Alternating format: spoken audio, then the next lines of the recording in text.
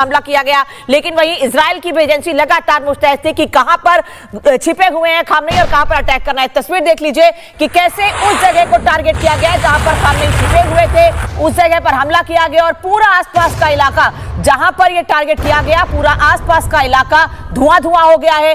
यह सुनिश्चित करने के लिए कि जिस जगह पर हमला किया गया है खामनेई को मारने के लिए, खामनेई को खत्म करने के लिए, वो हमला सफल रहे। और अनामिका, आज जब आप ये तस्वीर देखेंगी तो साफ पता चलेगा, बिल्कुल साफ। और उसके बाद सीधा आकर उसी बिल्डिंग पर मिसाइल लगती है जिसको उसे मारना है। हो सकता है कि आसपास 2-3 मिसाइल, आप सोचिए कि कैसे ये टारगेटेड अटैक किया गया, ये पिन पॉइंटेड अटैक किया गया, कोऑर्डिनेटेड अटैक किया गया। सीधा वही मारते हैं एक साथ, 1 2 3 बैक टू बैक मिसाइलें, मतलब कुछ भी ना बचे, सब कुछ ध्वस्त हो जाए।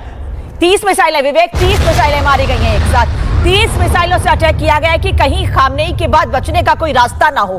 पहले यह तय किया गया कि इस जगह पर खामनेई छिपे हुए हैं और उसके बाद वहां पर और उसके आसपास के पूरे इलाके को रेडियस में लेके वहां पर हमला किया गया है।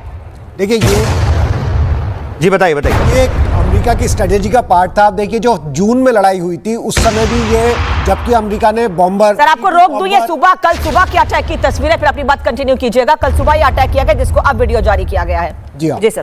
तो मैं आपको ये बताना चाहता हूँ, ये अमेरिका की स्ट्रेटेजी का पार्ट था, क्योंकि जब इन्होंने जून में लड़ाई हुई थी तब ये जो ईरान का यूरेनियम था, जो उनके पार्ट थे, उसको पूरा तबाह नहीं कर पाए थे, क्योंकि उन्होंने बहुत डीप बंकर बना रखे थे जिसमें B2 बॉम्बर्स तक भी नहीं पहुंच पाए। इसलिए इस बार और सेकेंड थिंग, अमेरिका कभी भी बूट्स ऑन ग्राउंड नहीं लाएगा, मतलब अपनी पैदल सेना को वहां नहीं भेजेगा।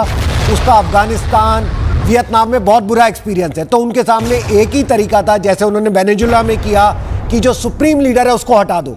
लेकिन यहाँ पे डिफरेंस ये हो गया कि उन्हें लगा सुप्रीम लीडर के हटने से नीचे की जो लेयर है वो खत्म हो जाएगी। लेकिन मैं बताना चाहता हूँ कि ये एक सोच है, ये खाली खामनेई नहीं था। वो जो पूरा एक प्रशासन है वो 40 साल से एक विचारधारा का पक्षधर है, पूरी जनता 80% उसमें है। तो खाली खामनेई को मार के आप रिजीम चेंज नहीं कर पाएंगे। एक नई काउंसिल खड़ी हो जाएगी और वो सेम विचारधारा पे चलेंगे।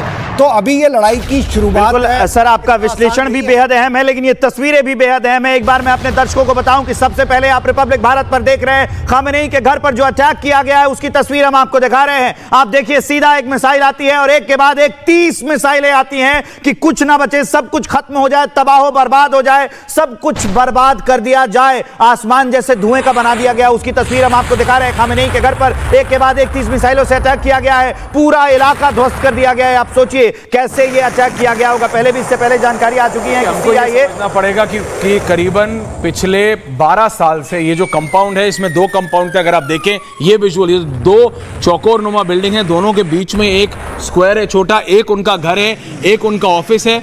ये CIA और मोसाद का जॉइंट ऑपरेशन है, जैसा कि अनामिका बता रही थी। ये 24 घंटे पहले की तस्वीर है और ये तब है जब हल्का हल्का सोशल मीडिया पे आने लगा था कि खामनेई का